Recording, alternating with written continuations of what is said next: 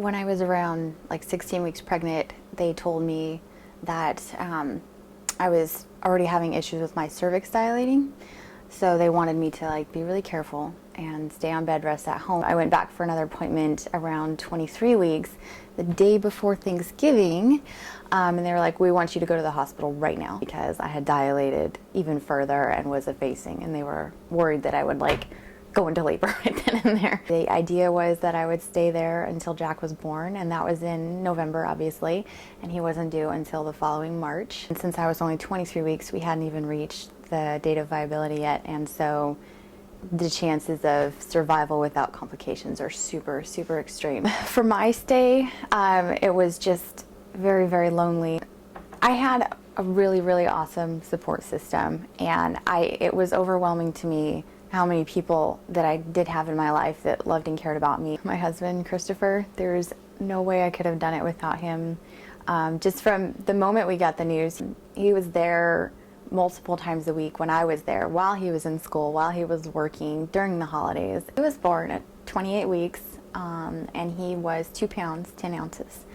He was so, so tiny, more than you even imagine. So from the very moment he was born, I didn't see him for like probably 3 hours, and we couldn't even touch him the first day. I mean, he was in this like incubator box with a million wires, with an oxygen mask on, a CPAP machine. He stayed in the NICU from New Year's Day when he was born till the day after Valentine's Day.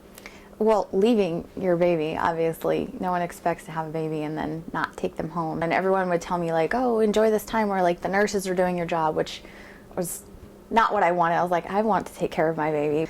He wasn't supposed to be born yet, and so we were kind of, I mean, we knew that, but also it's like you see this little baby and you're like, oh, he's supposed to be, looking at me or smiling. There's things he should be doing, but he's not, and instead he's just kind of still in the womb almost. It was terrifying. We were so even more protective, I think, than you would be bringing home a new baby, because we got the warnings from his doctors and nurses about like his immune system not being as strong, and then it was in the middle of winter when we brought him home, so we basically didn't really leave the house. But then as he got older, he very, very quickly started hitting milestones, either on track or ahead of time.